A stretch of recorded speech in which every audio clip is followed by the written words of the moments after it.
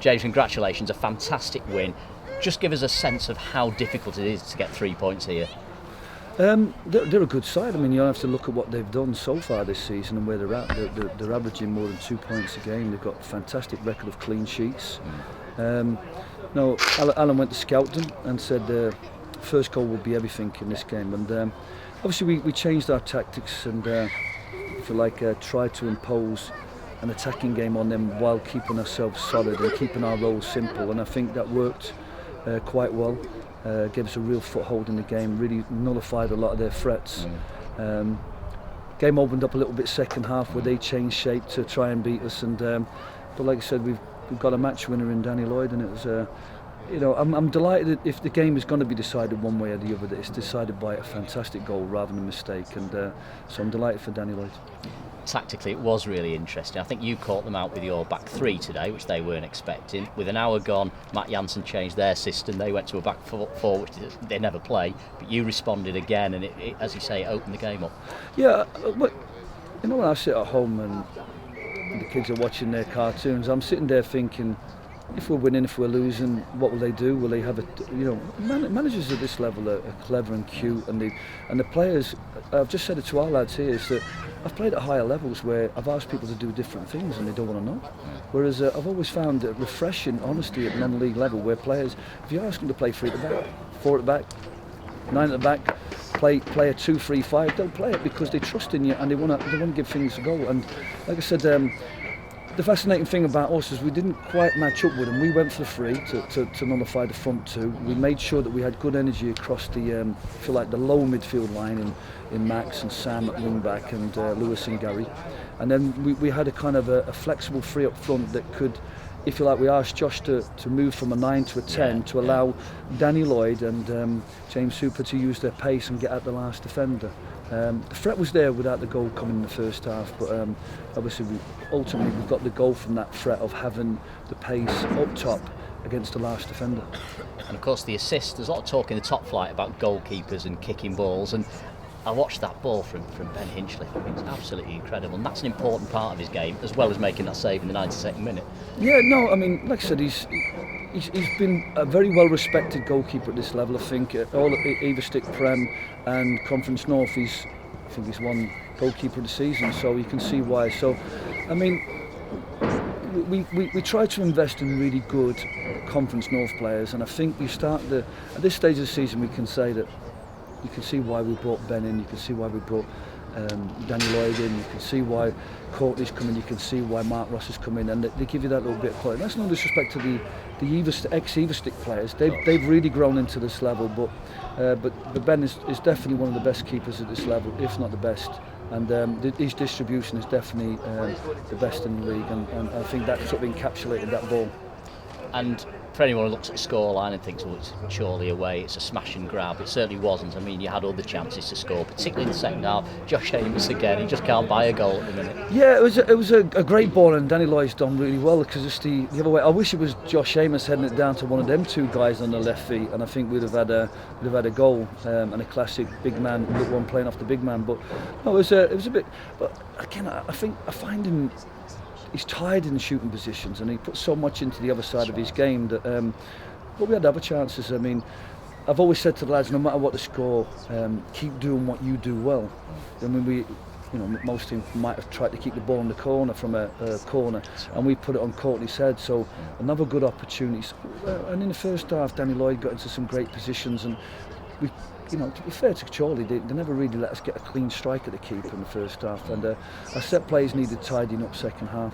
A few bits needed tidied up, but as I said to the lads in there, I was asking them to feel emotionally. They're absolutely over the moon, they're delighted with themselves, but I asked them how they feel physically, and they're shattered. They absolutely put everything, they're dripping wet.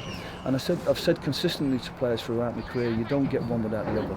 Unless you put in a massive effort and work really hard and fight for every ball, you don't get that elation, that feeling of fantastic achievement.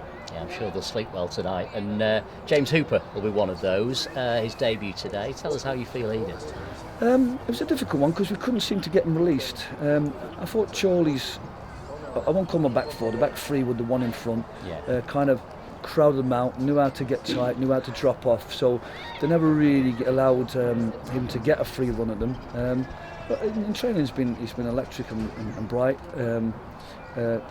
I think the game probably after about 30 minutes he kind of like was struggling to find out where he was playing and what he had to do, so he's a little bit mentally off the pace, which you'll find because the talented players, and they've been playing a game at maybe a different pace and haven't had to think about so many things. So he's come in a difficult game, in a difficult role, and done really well for us. And then when you look at your bench and you think you've got Courtney to come on and strengthen the team if we're winning, you've got Jimmy Ball to come on and break lines, Kate to come on and battle away when Josh is tired, and John Marsden as well. So we've got a great squad. Just, you know, I mean, this is a squad we at the start of the season, and I'm really pleased with the players because the likes of the Brackley Towns and the FC Uniteds, I don't think we would have lost them games. Now we've grown together, we started to knit, we're starting to find a good shape about ourselves.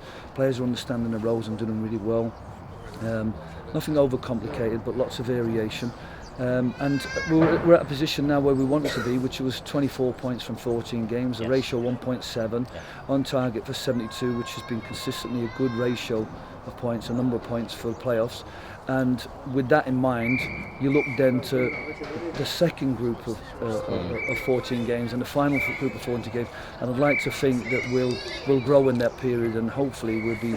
But this was a massive result for us in terms of a statement that we can beat teams above us, we can beat teams above us away from home, and so in that sense it's a real milestone game for us to say that this group has got the potential to beat the top six.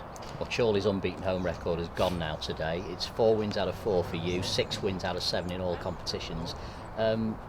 Is it possible to put your finger on and say that's where it changed, that's why it changed, that's how it changed? What is the reason for this huge improvement? I've always said to players consistently that there's a fine margin between success and failure, and it's a ball played with a bit more shape. It's a little bit more anticipation. It's a little bit more effort in a header. And then if everybody does that a little bit better in the little things, you get the improvement. You've alluded to the 6 wins out of 7, but you could also argue that the one game that we lost in that period was where people started to believe in the players, and the fans started to believe in the players. The players responded, and they've grown into the team, but they've also grown into the club. I mean, I think Mr. Alio from the Indian gave them a night out on Thursday, and they've grown together as a group of players, and I think that they're responding to how much they're giving to the community, how much they're giving to the supporters, and like I said, from our perspective, it's a very enjoyable period we're in at the moment, and like I said, with the strength of the squad and the mentality of the squad, we hope to continue it going forward. And of course, great preparation now for next weekend for what on paper is a tough game again against Kidderminster. Yeah, it's going to be a tough one. I mean, Danny Lloyd's picked up a knock, Josh Seamus picked up a knock, so we're squeezing every ounce out of them at the moment. So, you know, we just take stock. The great thing at the moment, which has been brilliant for me going from one game to the next, is that we have a free week.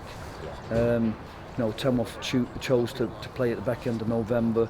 Obviously, the games would be dependent on the outcome of the FA Cup, you know, on the 15th. So we've got some games coming up. We'll have an intensive here, but at the moment, what we've been able to do is do some really good fitness work, really good shape work, and I think that the work that we did Tuesday and Thursday paid off today. Not just the shape and the structure and the set plays, but also the work that you have to do to maximise your opportunity with the players to get them fit and prepared for games. Fantastic win today, well done. Thanks so much.